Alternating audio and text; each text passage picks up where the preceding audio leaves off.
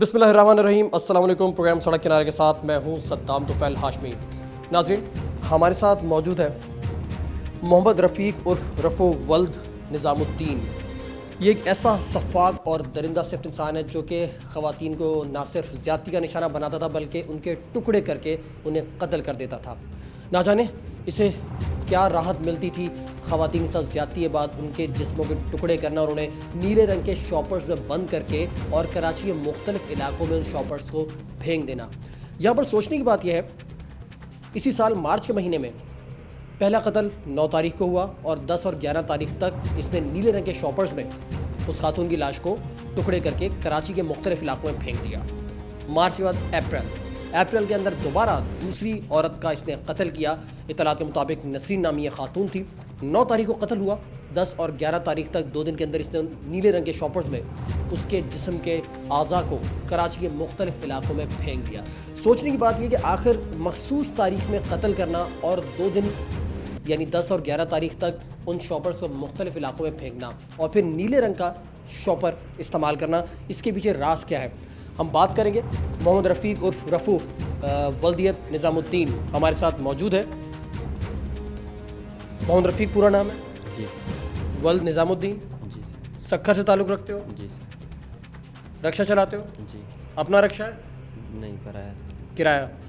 ये बताओ कि अब तुम पुलिस की तहवील में हो, ये जो गुफ्तगू तुमने की है इसमें हकीकत क्या है? हकीकत ये है कि सर मेरे से गलती हो गई। सुना आपने, ये जुनूनी कातिल कह रहा है इससे गलती हो गई। क्या किसी इंसान के टुकड़े गलती से किए जाते हैं? गलती हुई। ये बताओ कि पहली बार जब तुमने कत्ल किया तो सूरत हाल क्या थी? क्या नाम था उस खातून का? उसे कहाँ से लाए थे, कहाँ लेकर गए थे?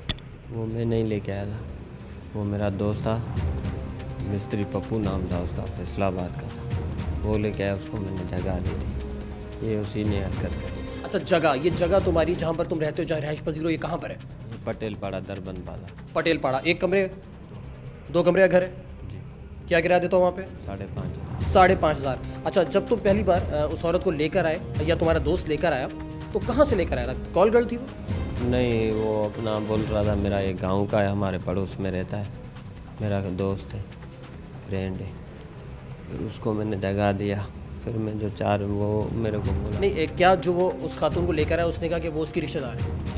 अच्छा, फिर क्या हुआ? फिर उनको मैंने जगह दिया, फिर वो 2-3 घंटे बैठे उधर, फिर वापसी में गया तो उसने उसका मर्डर कर दिया। अच्छा, वो तुम्हारा कहना है कि पप्पू ने मर्डर किया? हाँ। अच्छा, फिर क्यों मर्डर किया? वो उनका मसला था, मैंने मालूम किया। मसला क्या था? बोला कि हमारा अपना गाँव माना ज़ाती मसला है। ज़ाती मसला क्या था? ये नहीं बताया उसने। तुमने तो कहा कि तुमने मालूम किया उससे। मालूम यही किया ना कि बस उसने बोला हमारा ये ज़ाती मसला है। अच्छा, फिर उसके बाद जो है हमने बोला अभी इसको कहाँ करना है, सोचा। ये उसके टुकड़े करने का मशवरा किसका था? ये तुम्हारा था? दोनों थे। दोनों का मशवरा था। अच्छा, टुकड़े करने से क्या लाश को जो है छुपाने में आसानी होती है, ये सोची तुम्हारी कि बासानी मैं शॉपर्स में रक्षे में रख के ले जाऊंगा और मुख्तलिफ इलाकों में फेंक दूंगा, औरत की भी शनाख्त बासानी नहीं हो पाएगी और मैं बच जाऊंगा, ये सोची तुम्हारी? देखिए जरा इस सफ़ाक कातिल का रवैया। दौराने बातचीत इसको नींद आ रही है। अच्छा, टुकड़े करने के लिए बगदा इस्तेमाल किया, खंजर इस्तेमाल किया, छुरी इस्तेमाल की, क्या इस्तेमाल किया? छुरी दी थी। छुरी कहाँ से लाए थे? घर में थी? नहीं, खरीदी थी? खरीदी। कहाँ से?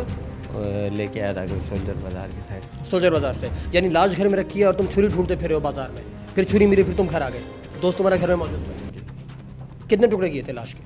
तकरीबन 4-5 टुकड़े। 4 या 5? कितने टुकड़े किए? याद करो, याद करो। इस सफ़ाक का चेहरा जरा गौर से देखिए। गुनाह और नदामत के जरा से भी आसार नहीं है। नाजुक आज़ा अलग किए थे? 6 टुकड़े किए थे। अच्छी तरह याद है तुम्हें? उसके बाद रक्षे में रखा। अच्छा, ये बताओ कि 9 तारीख को ये दोनों मरतबा 9 तारीख को क्यों किया? तारीख का दिन में नहीं था। अच्छा, जहन में नहीं था, इत्तफाक है, तुम कहते हो इत्तफाक है। अच्छा, उसके दूसरा जो था वो 8 का था, इतवार का दिन था। अच्छा, यानी 8, 9, 10, 11 बस इनको करीब करीब यही तारीख है। हाँ। अच्छा, चलो ठीक है, पहला तुमने कत्ल किया, कहीं पर कोई अफसोस, कोई नदामत, खौफ खुदा, कोई इंसानियत जागी तुम्हारे अंदर कि तुम एक इंसान को, एक जिंदा इंसान को कत्ल कर रहे हो? ये बताओ, जो पहला कत्ल किया था उस औरत को ज्यादती का भी निशाना बनाया था तुम लोगों ने? उसने बनाया। उसने बनाया, तुमने बनाया था?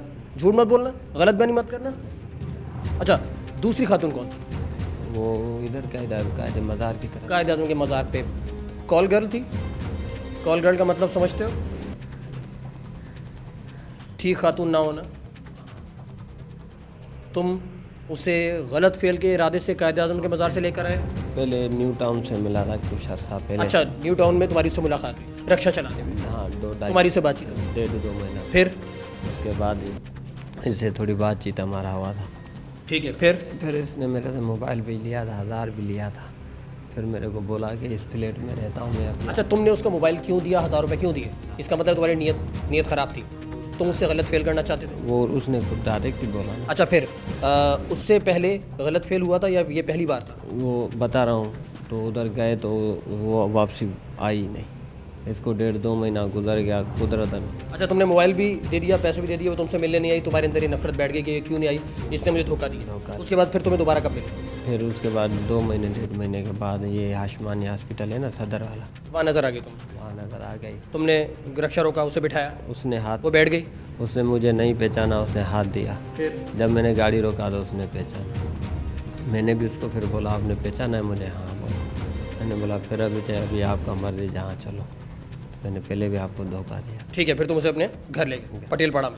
फिर कितने बजे का टाइम था, वक्त क्या था? 11:30 का टाइम था। 11:30 रात में? नहीं, दिन में। फिर उसके बाद आए हम तो 2.5 घंटे उसके साथ बैठा, घंटा 1.5 बैठा बना सकूँ। उसके बाद जो है थोड़ा बड़ी पैसों पे मसला हो गया आपस में। अच्छा, तुमने, उसने जो भी पैसे डिमांड किए, तुमने कहा जी एक मोबाइल और 1000 रुपये तो पहले से भी तुम्हारी जाने में, तो मैं नहीं दूंगा। फिर इसने बोला मेरे को मकान का किराया देना चाह रहा था।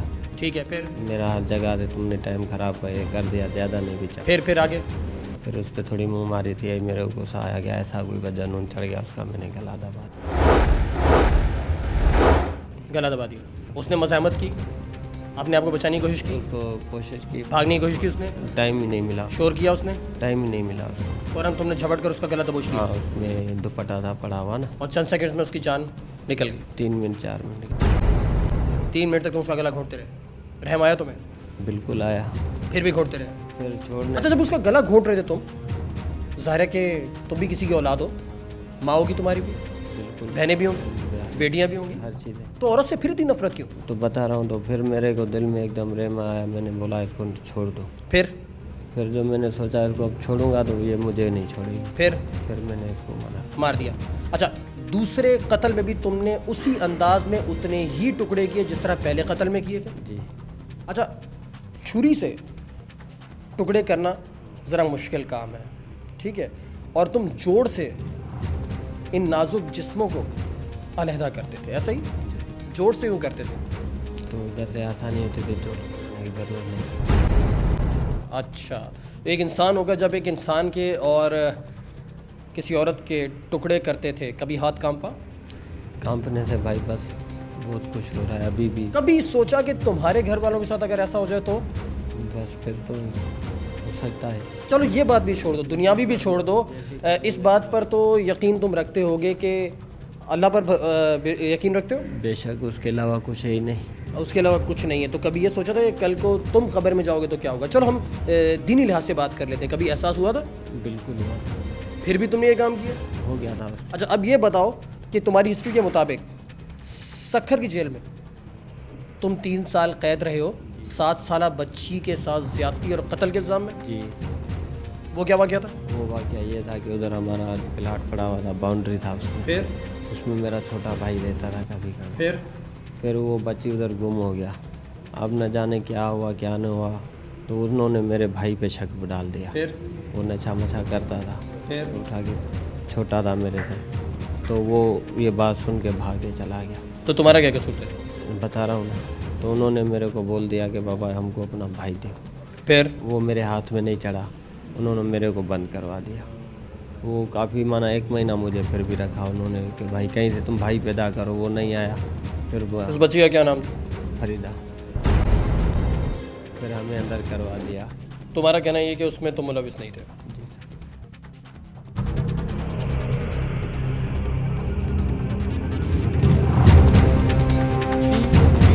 757 नंबर का ये रिक्शा जिसे मुलजिम मोहम्मद रफ़ीक उर्फ रफ़ू अपनी कार्रवाइयों के लिए इस्तेमाल करता था। किराए पर ये रिक्शा चलाता है और इसका रोज़गार भी इसी रिक्शे से वाबस्ता था।